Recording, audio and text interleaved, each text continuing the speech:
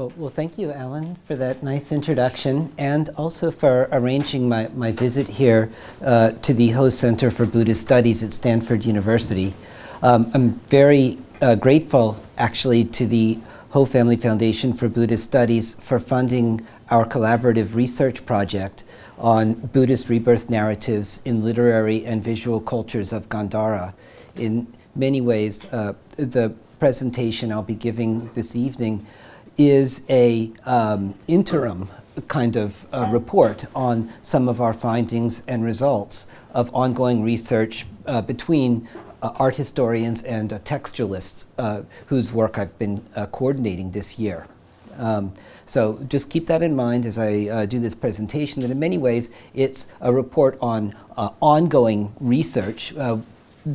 I'm happy to share what we found so far, but any kind of questions or feedback or comments you have will help in our assessment of our findings, which we're continuing to make. So in this presentation on moving narratives, I'll address the transmission of Buddhist Avadāna and Jātaka narratives in ancient Gandhara from two perspectives.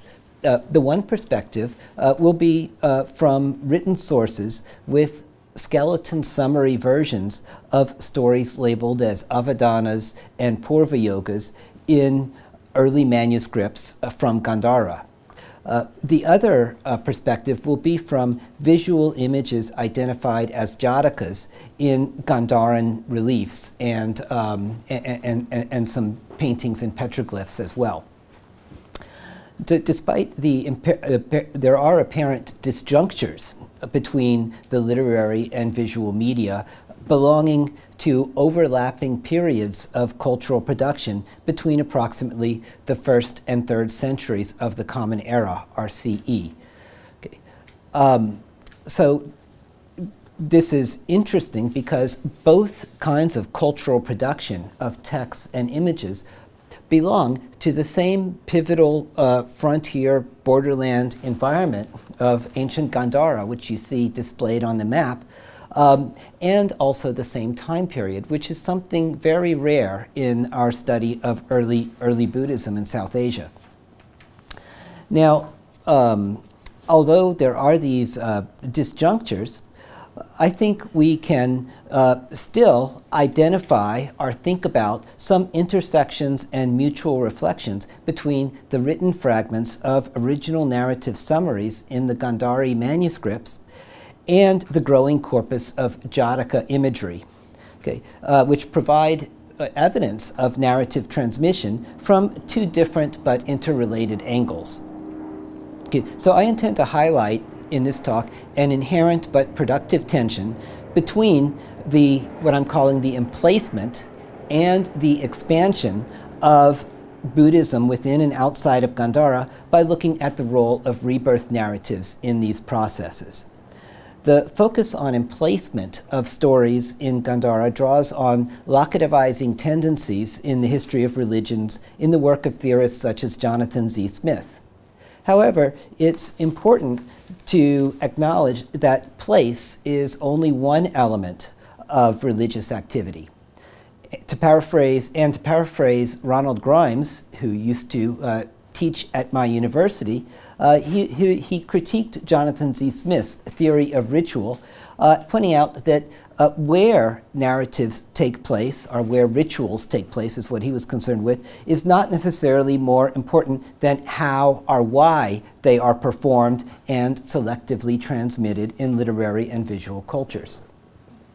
Nevertheless, emplacement of narratives can be a useful way of viewing the localization or acclimatization of legends, which helped make Gandhara and the Northwest a second holy land, which was, to use the phrase of Alfred Fouché, who was called the grandfather of Gandharan studies by Vladimir Zwolf.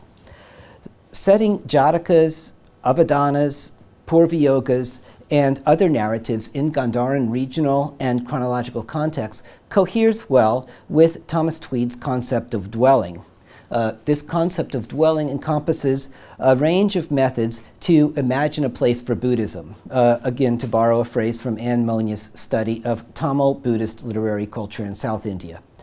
Todd Lewis refers to similar processes of literary and visual domestication, whereby Newar Buddhists selectively connected Avadāna and Jātaka stories of previous births of the Buddha and other illustrious figures to ritual landscapes of the Kathmandu Valley through what he refers to as a logic of locality. Linking flexible narratives to the sacred geography of Gandhara and other distant areas from the sites of events in hagiographical accounts of Shakyamuni Buddha's present lifetime is part of what James Robson has called a strategy of transposition, whereby images, relics, and legends are deployed to create, consecrate, and transform new Buddhist places across Asia. So part of my goal in looking at narratives in this way in ancient Gandhara is to help us understand how narratives can also be used to create or transpose sacred geographies across Asia, outside, not only within South Asia, but outside of South Asia as well. So methods for localizing or translocating Buddhist narratives in Gandhara play an important role in transmitting stories and related images and relics across geographical and cultural boundaries beyond Gandhara and India. The transcultural expansion of narratives, in which stories preserved in texts and images are not tied to fixed loci, but contribute to processes of religious mobility, may be likened to Tweed's heuristic concept of of crossing. He had this book, Crossing and Dwelling, so now I'm moving on from dwelling to crossing, and also what he calls a translocative analysis of Buddhism. This complex interplay between dwelling and crossing inevitably creates tensions between innovating and adapting narratives to the distinctive cultural milieu of Gandhara and neighboring northwestern regions, while also maintaining some level of fidelity to widely known versions in order to maintain recognition and cohesion. So how were the scribes and artisans in Gandhara able to resolve tensions between localizing and transmitting selected narratives? How are these narratives changed and transformed through cross-cultural translation and localization? Which distinctively Gandharan stories were homegrown creations rather than domesticated imports implanted or transplanted from the Magadhan heartland of Buddhist India? In attempting to address these kinds of questions, I'll first discuss localization of Jatakas and domestication of Avadānas in Gandharan geographical and cultural contexts, with particular attention to the emplacement of Jatakas identified in Gandharan art at regional shrines reported by Chinese pilgrims between the 5th and 7th centuries. Then we'll examine how Gandharan Buddhists transformed narrative elements and motifs by presenting some representative examples from the British Library collection of Gandhari manuscripts. That's what's on the handout that's been distributed. We won't get to that till later in the presentation, don't worry. I will suggest that we can seek answers to questions about why some stories preserved in written and visual media appealed to regional audiences. It may lie in their localization in the northwestern frontiers and their role as catalysts in processes of Buddhist expansion within and beyond Gandhara. Okay. So having gone through my introduction, now what I'd like to do is just to clarify some of the terms that I've referred to. So narrative images of Jatakas and versions of Avadānas and Purva Yogas transmitted in Sanskrit, Pali, Tibetan, Chinese, and other Buddhist languages presuppose the emergence of rebirth narratives in oral storytelling traditions, which were not necessarily replicated in written texts. So textual fragments that are written in the Kharoshthi script and Gandhari language have opened new perspectives on very early stages in the transmission of Buddhist genres. These are Buddhist narrative genres, including abbreviated summaries of narratives labeled as Purva Yogas and Avadānas. Okay, so the distinction between these types of texts are pointed out by Timothy Lenz in his editions of Purva Yogas and Avadānas in published volumes in the Gandhari Buddhist text series, which students here are familiar with. I learned over lunch. So stories of linkages to previous births, that is to say the Purva Yogas, are explicit connections between past and present lives of figures such as Ananda and Ajñata Kaundinya, while the Avadānas tend to focus only on the present lives of characters. Okay? With only a few exceptions of what Lenz calls karmic tales, with very terse explanations of how current conditions resulted from past actions. So the point I'd like you to keep in mind here when thinking about how Jatakas, Avadānas, and Purva Yogas are used in not only the textual traditions but also in the visual media, is that these are not necessarily watertight categories. That's what's illustrated here in these images of the Chibi Jataka as well as the Simhala Avadāna on pillars from the site of Bhuteshwar in Mathura, which are now in the Indian Museum in Calcutta. So sometimes we might think of the Simhala story as an Avadāna. Other times we might think of it as it's called in the Pali collection as the Valahasa Jataka. Okay. Similarly, the Chibi Jataka and other stories I'll be talking about sometimes occur in Jataka collections, other times in Avadāna collections. So there's considerable overlap between these genre labels. So I want you to keep that in mind as I go through the presentation today. But there does seem to be a distinction, at least in the Gandhari manuscript fragments, between stories labeled as Purva Yogas, in which the past and present life connections are explicit, and the Avadānas, which don't necessarily have this element of a ripening of karma, and rather than what Tim Lenz has called a standard Avadāna package with a story of the present linked to a story of the past, linked to a kind of future, we have only the story of the present, right? We don't have this setup like we have in the more formal Jataka and Avadāna collections. Okay. So some of the earliest images of previous birth stories depicted in stone pillar carvings surrounding the Barhut Stupa are labeled as Jatakas. So some of the sites I'll be talking about are Barhut, Sanchi, and appears Mathura. And here you get a kind of an idea of how it's connected to Gandhara via the Uttarapata. But I'll also be talking about sites on what's known as the southern route, or Dakshinapata, at Ajanta, and also Nagarjunakonda and Amaravati, and Kanaganahalli. I'll be showing some pictures there.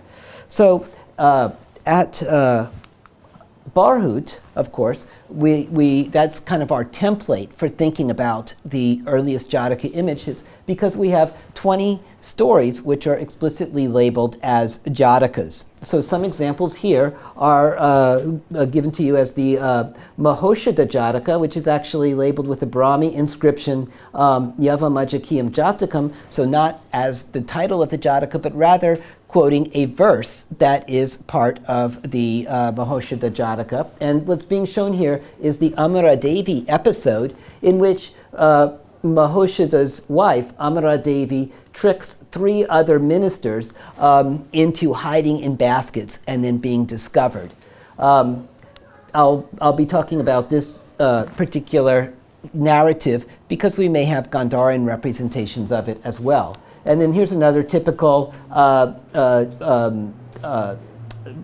label of a Brahmi of a Jataka inscription, the Miga Jataka, which refers to what's also known as the Ruru Jataka, in which a deer saves the life of a traveler by carrying him across a stream. Okay.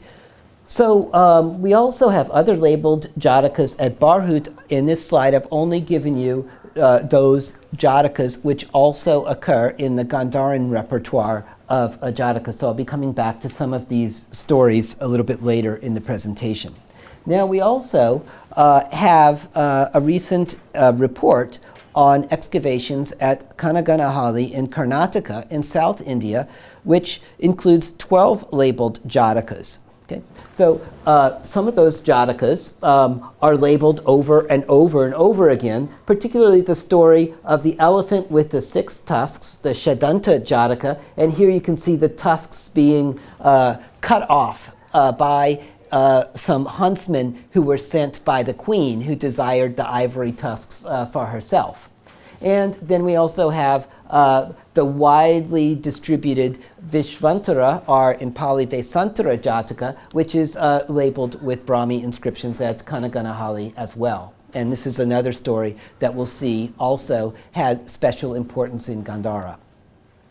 Okay, now other early Jatakas at, and also one other Jataka which I wanted to mention from Kanaganahalli, which we've also been able to identify recently in among the repertoire of Gandharan Jataka images, is one known as the Nalapana Jataka in Pali, as well as the Vanara Jataka in the Mahavastu. And this is a story in which a leader of the monkeys realizes that there is a Rakshasa, as it's given here in the Brahmi label inscription at Kanaganahalli, and tells his monkey followers not to go down to the pond to drink, but to drink from the pond using straws. So here we have a kind of vertical overview of what's happening in that story, with nice little monkey tails and also the straws clearly visible. Okay, so while these Jatakas at Barhut and Kanaganahalli may give you the impression that, oh, all Jatakas are going to be easily identified because they are labeled. Actually, these are the exceptions rather than the rule when it comes to identifying Jatakas in Indian Buddhist art. Most Jatakas we have are not necessarily, are unlabeled, right? And also, you might get the impression from Barhut and now Kanaganahalli that depicting Jatakas was very popular in Indian Buddhist art. But if you look again at Bodh Gaya, we don't have that many Jatakas there. And really only the elephant with the 6 tusks, the Shadanta Jataka, is one that's in common with Gandhara. Sanchi also, although it is very famous for its Toranas, or gateways, with the depictions of the Vishvantara Jataka, there are only 5 Jatakas there. And among them, 4 are also found in Gandharan art. Mathura, it represents a kind of situation that's a little bit more closely analogous to Gandhara, with about a dozen or 15 or so Jatakas. And some of those are also depicted in Gandharan art, but it's not really that kind of depiction of previous birth stories is not the main focus of Buddhist art or Jain art in or other kinds of art in Mathura. Now, Ajanta is quite important actually for studying the art history and iconography in relationship to textual traditions for these Jatakas, and it's been extensively studied. These kinds of relationships have been extensively studied by Dieter Schlingloff and Monica Zinn, who's been very helpful in consulting with us on our project. And although there are 7 Jatakas from around the 2nd century BC and 40 Jatakas from the 5th century BCE, several of those do also occur in the Gandharan visual repertoire as well. Okay, including, importantly, the Dipankara, or as Schlingloff calls it, the Sumati story, okay, which we don't really see at these other sites of Barhut, Bodh Gaya, Sanchi, or Mathura, but we do see it in Jatakas from the 5th century CE in Ajanta. Okay, so I think that background was useful before now turning to the situation as we have it in Gandhara. Okay. Now, So here, what I've given you is a list of Jataka narratives identified in Gandharan Buddhist art. However, it's important to keep in mind that hagiographical scenes from Shakyamuni Buddha's lifetime are more commonly represented in Gandharan art than these previous birth narratives. Although the results of a comprehensive survey of Gandharan Jatakas, which is being supervised by my collaborator David Yongavord, a Department Research Associate at the Royal Ontario Museum in Toronto, highlights the significance of this relatively understood, or relatively understudied and remaining to be understood visual repertoire. So as of today, actually this morning, according to the tabulations of David Jongavord and Jesse Pons, whose extensive database of Gandharan art provides a really strong foundation for our survey, we have 200 potential Gandharan Jatakas with 150 secure identifications representing at least 15 different stories that have been identified. Okay. With the number likely to grow when the survey of collections in Pakistan is completed next month.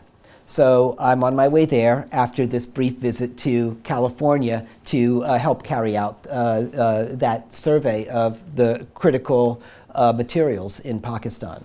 Okay. So in this talk, what I'll do is I'll focus particularly on the special cases of the Dipankara Jataka as well as the Vishvantara Jataka. Okay, and I'll also be focusing also on the underlined items, which I think represent very good cases of a kind of localization of Jatakas in Gandhara. And I'll also be talking about the highlighted new identifications of the Vanara or Nalapana Jataka and the Hustan, or in Pali Indasamanagota Jataka. And this list here is sort of provisional, but because we have some question marks about some of these Jatakas as well. So the first part of my talk, I'll be going through some of these examples, starting again with the Dipankara Jataka in Gandharan Buddhist arts, which you see some among many representations here in this slide. So this depiction of the meeting of Sumedha or Sumati or Megha with the previous Buddha Dipankara stands out as an exceptional case, not only due to the large number of images. So according to Jesse Pons' tabulation, we have 103 secure plus 14 probable Dipankara Jatakas for a total of 127, okay? Which actually is second only in terms of narrative depictions in Gandharan art to two scenes from Shakyamuni's hagiography, his birth and his departure. Okay. But the Dipankara Jataka also stands out because of the placement of the images and the variety of images, and also because of the vow of Megha or Sumati and Dipankara's prophecy prefaces the present life story of Shakyamuni Buddha. So in other words, rather than being separated out as a Jataka, many of these Dipankara Jataka representations are paired with the sequence of the main hagiographical events of Shakyamuni Buddha's life. Okay, so while other Gandharan Jatakas belong to relatively minor architectural contexts of stair risers and subsidiary panels, the Dipankara Jataka panels tend to be in much more prominent positions. It's interesting to note that this previous birth of Siddhartha as the student Megha in the Mahavastu, or as Sumati in the Divya Avadāna during the eon of Dipankara, the last Buddha prior to Shakyamuni, is more directly tied to the events of the lifetime of Shakyamuni than his penultimate human birth as Vishvantara, or in Pali Vesantara. In his iconographic study of the Dipankara Jataka in Gandharan art over a century ago, Alfred Fouché noted a divergence in details between texts and the Gandharan visual narratives of the Dipankara Jataka and commented, quote, "It cannot be said that any relief follows them," that is the texts, or any particular text from beginning to end. So this is an important point, right? Because even if we cannot identify the most widespread or one of the most widespread narratives we have in Gandharan art with a particular text or textual tradition, how much more is that going to be the case for the Jatakas, which are not depicted as often? Okay, perhaps the Dipankara Jataka acts as a kind of bookend to the extended life story of previous births, culminating in the story of Vishvantara, the last in the series of rebirths before Siddhartha, are, as Timothy Lenz has recently suggested, a type of abbreviation of the entire series of previous births. So while the Dipankara Jataka, while the Buddha Dipankara occurs as the first in the list of 5 previous Buddhas in a Gandhari scroll we're calling the Bahu Buddha scroll in the Library of Congress, which is currently being edited by Richard Solomon, the encounter with Megha or Sumati is not featured in the extant Avadānas or Purva Yogas in the British Library collection. So while this disjuncture between the prevalence of this episode in the visual culture of Gandhara and its seeming absence, at least among the extant written Gandhari manuscripts, that provide a glimpse into the literary culture is striking, it's not so surprising that Chinese visitors in the 5th to 7th centuries attest that the encounter with Dipankara was localized in ancient Gandhara. So Fa Xian, as well as Xuanzang, and pardon my pronunciation of the Chinese, locate numerous shrines for Buddhist relics, as well as the encounter with Dipankara Buddha in the area around Nagarahara, near modern-day Jalalabad in eastern Afghanistan. The Vishvantara Jataka, I'll just briefly mention, is also localized by Chinese pilgrims as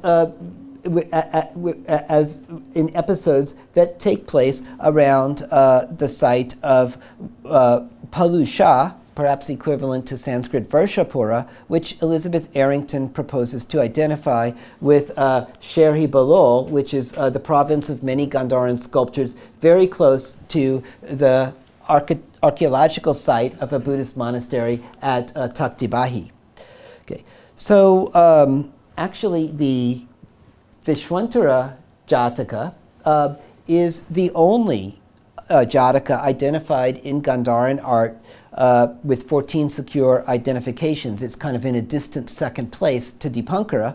That's tersely summarized as the story of Sudarshana in a set of Gandhari Purva Yogas edited by Timothy Lenz. So I've given you here Timothy Lenz's translation of this very terse summary of the well-known story in which it's labeled as Sudarshana, which is the who was the prince who was a giver of all, including the great royal elephant that was given to a Brahmin, the carriage abandoned, and the children were forsaken.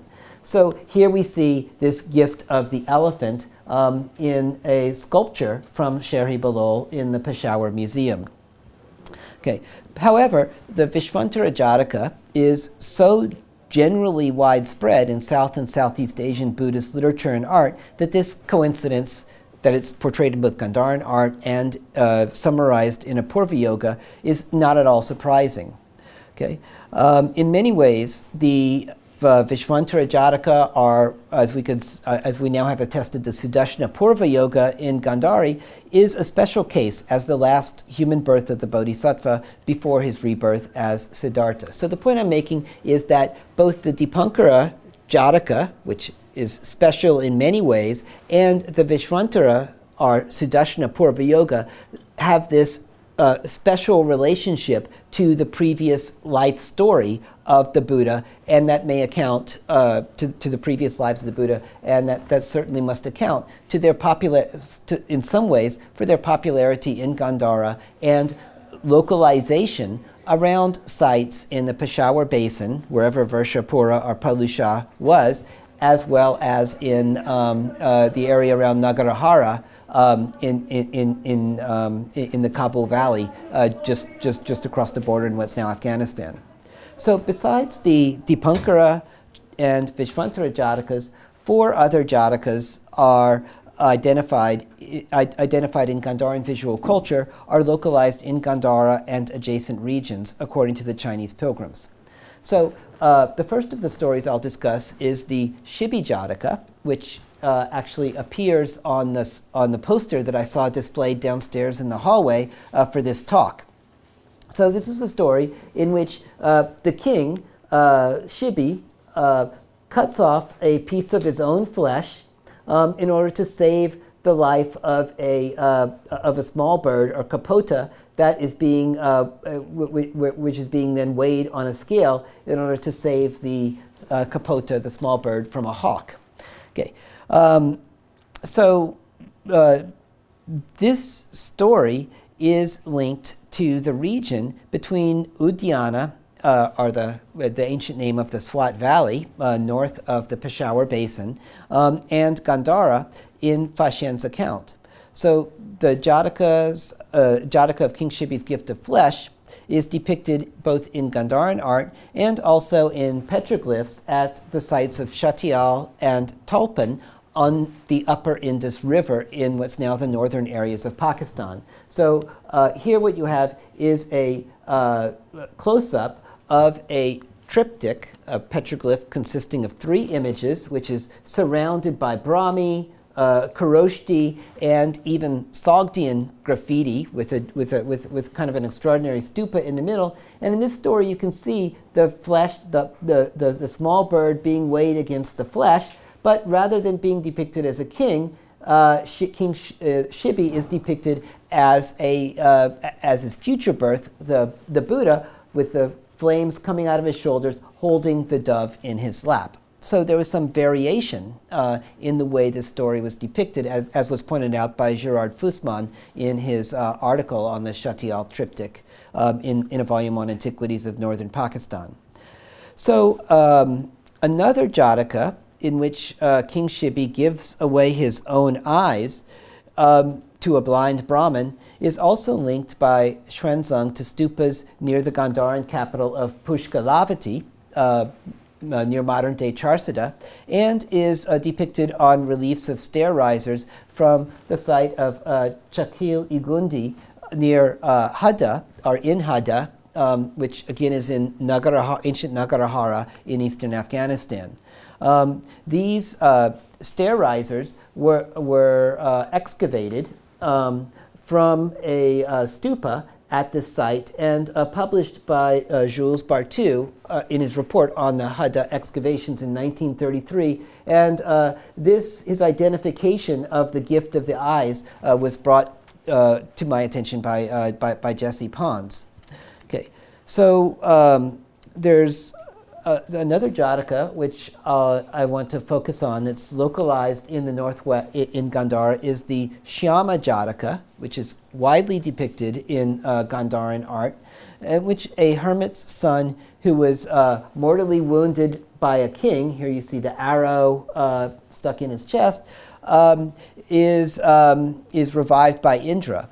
Now, according to Xuanzang, the story or this episode of the Jataka is commemorated by a stupa located to the northwest of Pushkalavati and Sherhi Balol.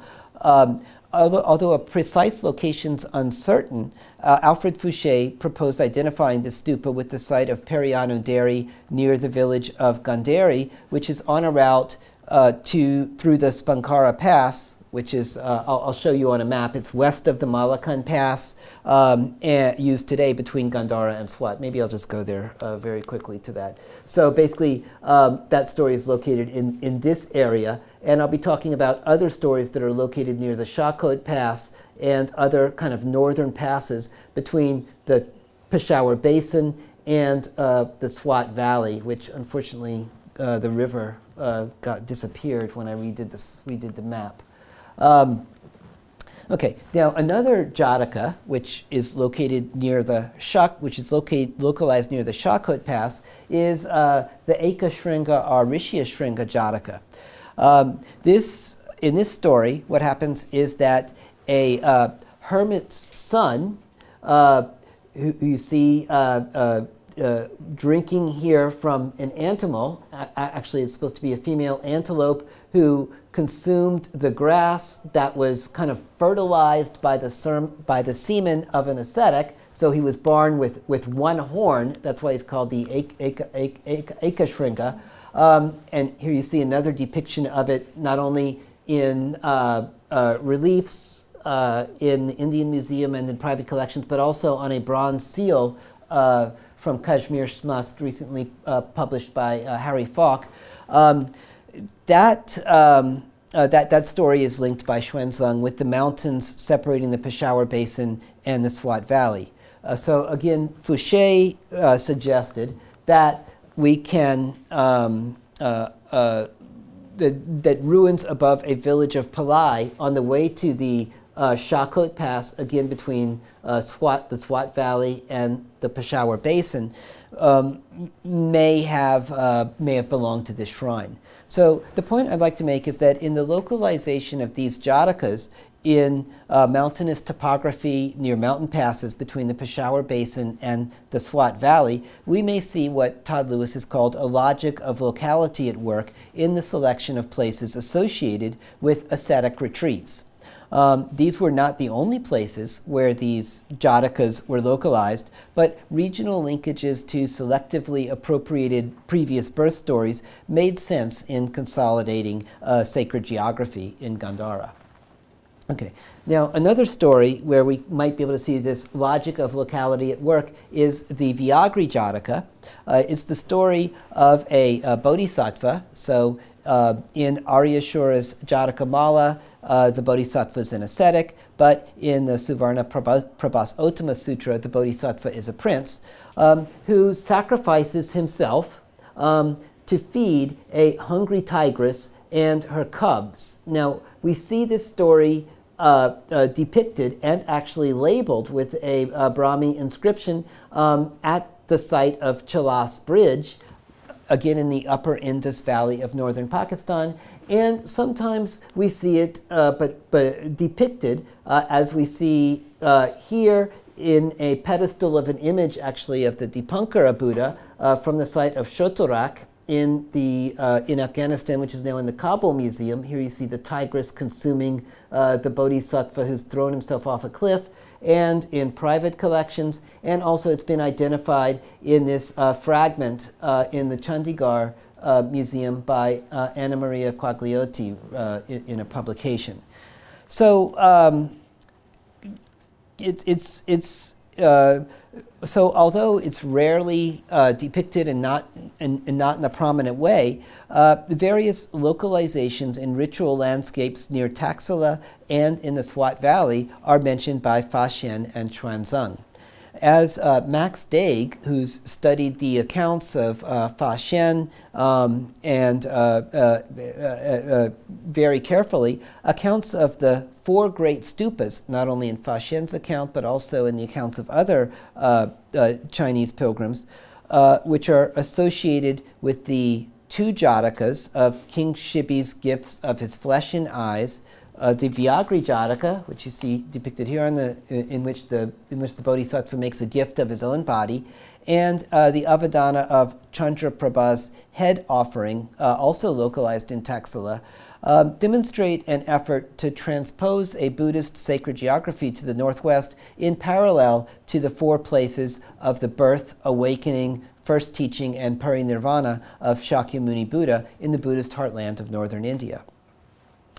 However, the relative paucity of the Vyagri Jataka images and depictions of Shibi's gifts of his own eyes in Gandharan art indicates that a direct correlation between Jatakas localized in Gandhara and neighboring regions and their illustration in regional visual media should not be assumed. So just as there are other narratives reported to have been localized in Gandhara, Swat, Taxila, and neighboring areas of the northwestern borderlands by Chinese pilgrims, but which are apparently not included in the repertoire of Gandharan art, over half of the Jatakas depicted in Gandharan art do not seem to have been localized in Gandhara based on the Chinese pilgrims' accounts. So my point is, it's not a regular correlation between the Chinese accounts and the types of Jataka images that we've been able to identify in our survey of Gandharan art. And we also have stories that the Chinese pilgrims mention that are not that we don't find also in Gandharan art. So here, what I'd like to do is to focus on those stories which are those Jatakas which are not mentioned as being localized in Gandhara, but which we find represented in Gandharan art. Okay.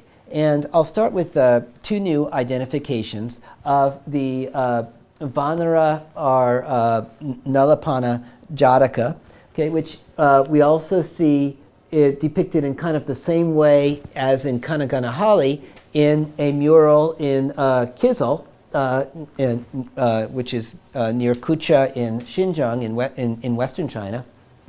But we see it depicted not in kind of that vertical overview way, but in a kind of side panorama way in this image in the archives of the National Museum of Oriental Art in Rome. So here you see the monkeys drinking from the pond, which contains the yaksha, using these straws. But what we still are trying to figure out is why an ascetic figure in a hut appears before this episode, because we don't have that represented in Kizil, Kanaganahali, and not necessarily in the Pali versions either.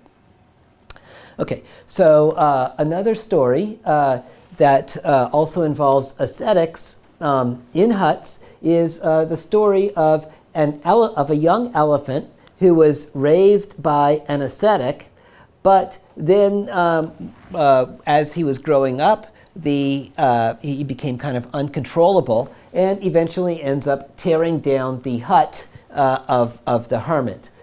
So we've been able to identify that also in images, or David Jongevoort's been able to identify it in archives in Rome, and now we've been able to maybe find a couple of other depictions of this Jataka in Peshawar. So I'll look forward to checking that out when I go there next month.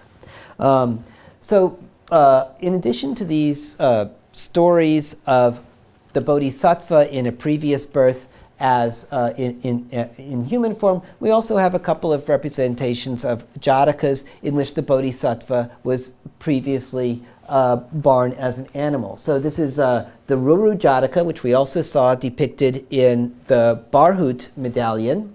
We see this in a couple of nice images. Here you see a nice images of the deer rescuing,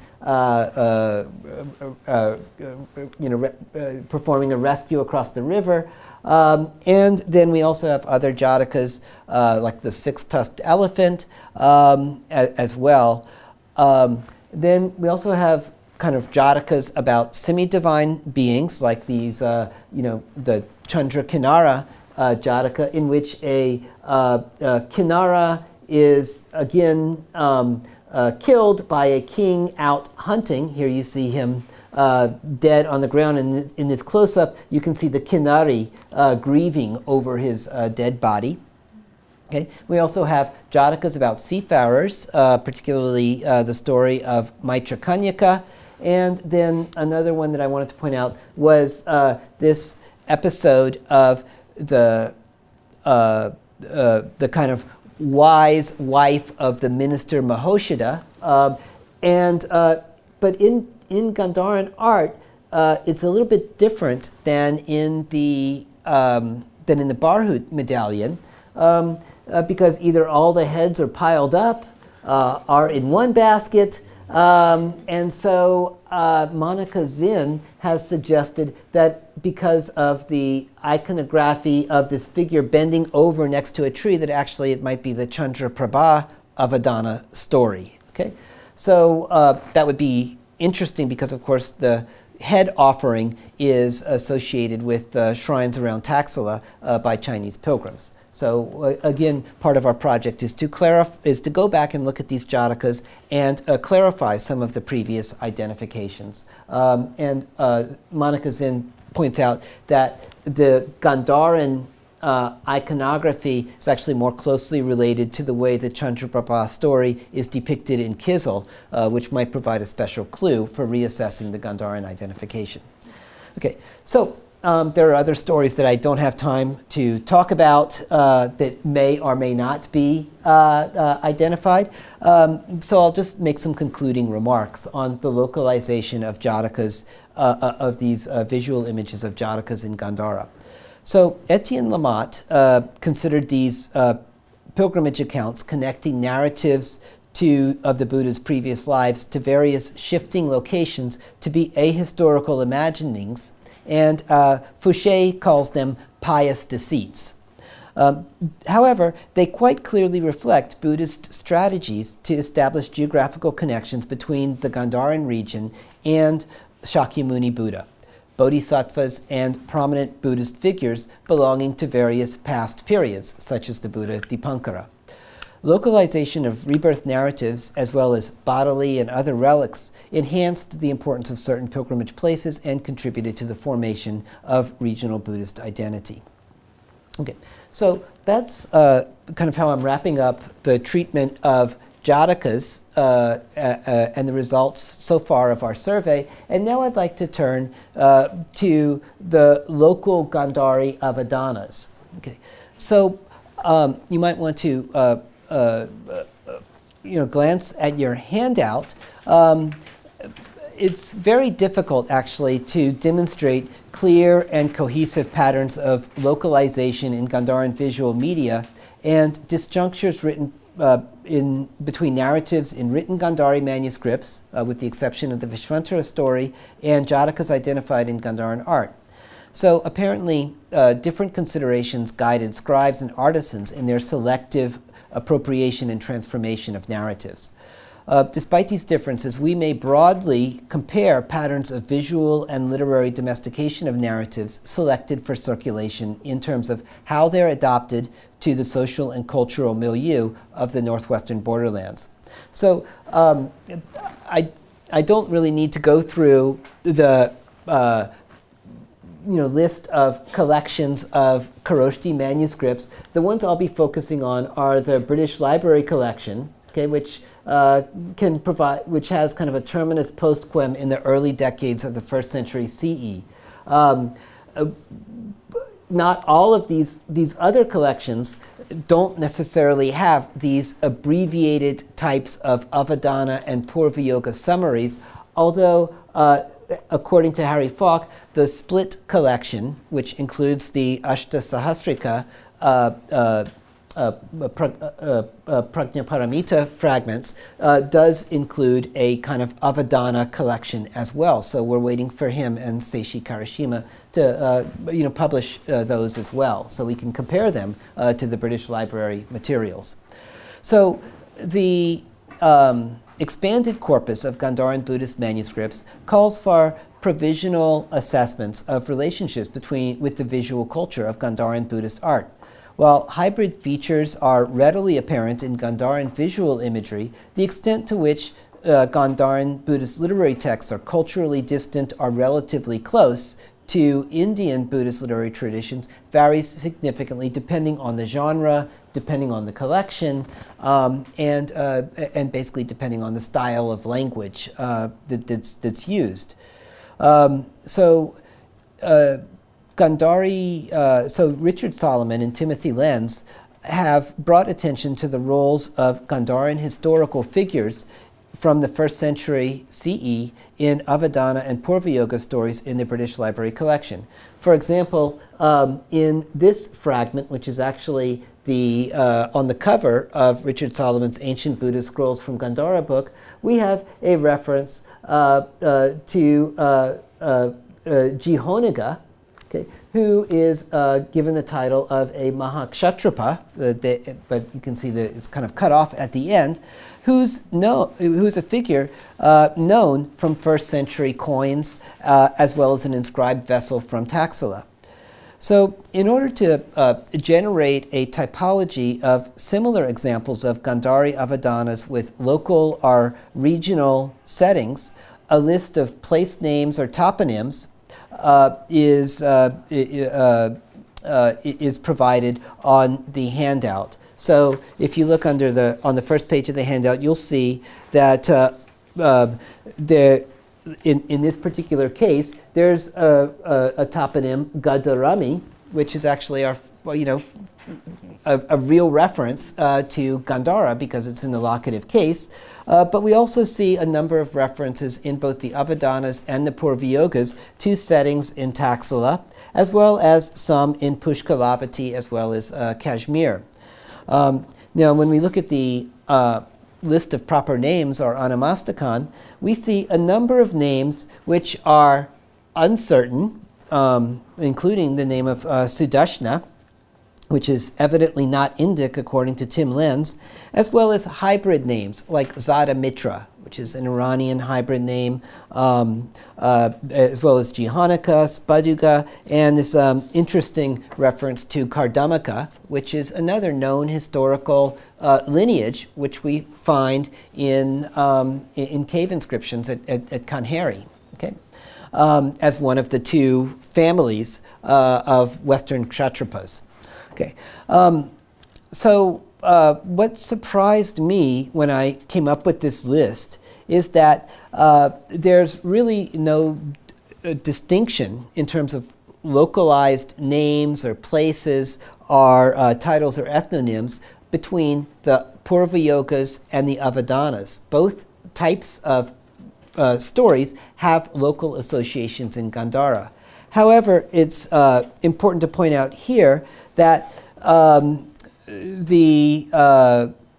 except for northwestern toponyms such as Taxila and Kashmir, the scribe who wrote a long sequence of Avadānas in British Library Fragment 4, it's like 17 Avadānas which are being edited by Tim Lenz, that scribe did not tend to include local stories. So the evidence is kind of skewed by the preponderance of local references in stories written by the scribe that we call Big Hand, whereas the other scribe, who is the Avadāna specialist, hardly had, basically didn't really write localized or local Avadānas.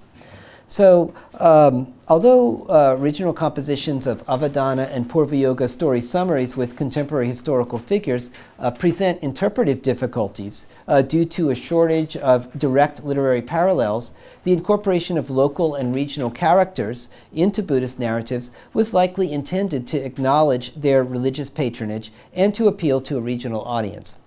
While Gandharan Buddhists generally sought to link their traditions to the lifetime of the Buddha, they also composed new stories and adapted narratives to local settings by changing or modifying narrative elements and motifs while maintaining fidelity to storytelling traditions. So as Gandhara was a pivotal zone in this cross-cultural process, we can quickly look at a couple of examples to demonstrate how this plays out in the transmission of specific Gandhari Avadānas. So I'll be focusing on Avadānas that are in British Library Fragments 12 and 14. And here you can see that the primary text, which has been edited by Mark Allen, which is a series of, I think, 3 Ekotarikagama type sutras, is followed by the scribe we're calling Big Hand, who begins to write the Avadānas, beginning with an Avadāna labeled as the Avadāna of Punika. This is the maidservant Puna or Punika in Pali. But then as the scribe flips the scroll over and continues, we have a number of stories that have local associations with Pushkalavati, the ancient capital of Gandhara, with this known kind of historical figure Kardamaka, as well as a Mahakshatrapa's offering of a single alms meal. So I'll be talking about the first Pushkalavati story and the Mahakshatrapa's offering, which are given on the backside of the handout. And then if I have time, I'll talk about the 4 Mahashravaka story as well. I know I've already spent an hour talking. Should I just go through these examples briefly? Yeah. Okay. So the first example is the story of a prisoner of Pushkalavati. So in this brief summary, what happens is that local figures such as a kshatrapa or satrap named Spaduka is incorporated. It shares some thematic overlaps, but is apparently quite different from versions of a story about a prisoner of Taxila in Central Asian Sanskrit fragments and a translation of Kumaralata's Kalpanamanditaka. So in Gandhari, the key phrase is the person from Pushkalavati was enchained and imprisoned. Now, in the Kalpanamanditaka, there's a kind of wordplay or double entendre between bandhana and baddha to mean not only imprisonment in a practical sense, but also mundane bondage to samsara. So we don't have that kind of wordplay in the Gandhari fragment. But what seems to have happened is that the local associations with specific figures and contemporary events seems to have been lost or generalized in the Sanskrit story of the prisoner in Taxila. So the storyline may have been simplified by eliminating plot twists that we have in Gandhari, which are not clearly preserved, with literary tropes elaborating upon the multivalent senses of bondage, eventually becoming more prominent. Now, in the other example, which is the story of the Mahakshatrapa's gift of a single alms meal, the title of Mahakshatrapa, or Great Satrap, indicates that it's taking place in the Northwest, although the Mahakshatrapa's name is lost in the damage to the scroll. The story is basically that he sets out on an expedition with 1,000 elements when he's asked about his ripening of karma. The phrase here is ki esho vivage. In other words, what did he do to get into this fortunate position? And the answer is that a single alms meal was given, and it may have been given to a previous Buddha, Kashyapa. Okay, so that's what resulted in his becoming a powerful ruler, which may be comparable to Prasenajit's gift of gruel in Pali and Sanskrit versions of the Kumasha Pinda Jataka, Aniruddha's previous birth as a Chakravartin emperor on earth, and as chakra among the gods, and also basically these references to Sanskrit, Pali, and Chinese texts in which a single offering of a simple meal results in great rebirth are compiled by Noriyuki Kudo in his edition of the Karma Vibhanga.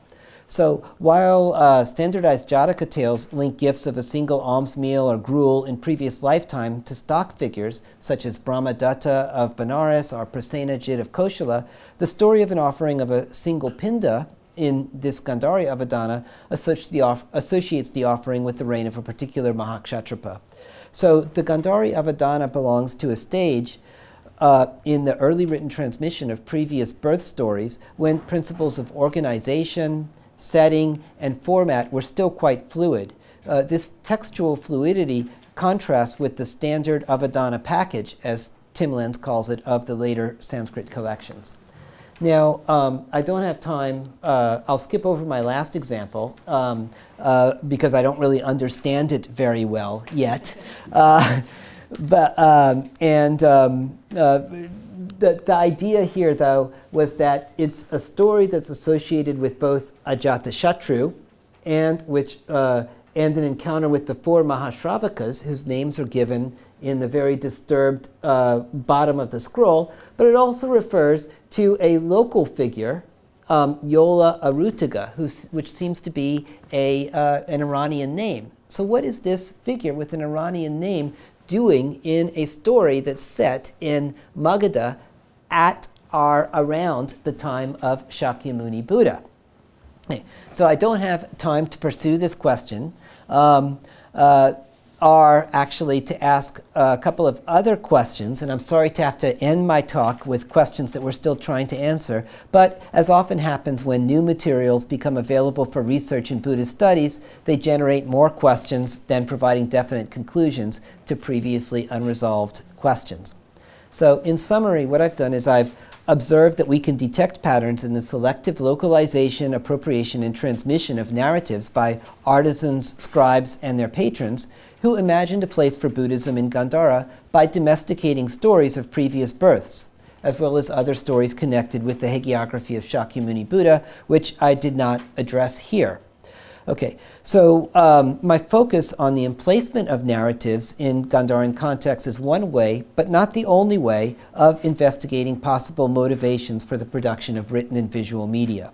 I suspect that our ongoing investigations of the transmission of Avadānas and Jātakas in Gandharan texts and images will provoke reassessments of the genre categories of rebirth narratives and relationships between regional, literary, and visual cultures.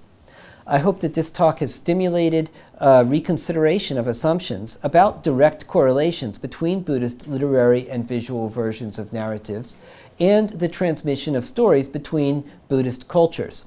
What I have attempted to show is that models developed in Gandhara to localize and transmit stories were quite successful and may help us to understand dynamics of narrative transculturality elsewhere in Buddhist Asia. So thank you very much.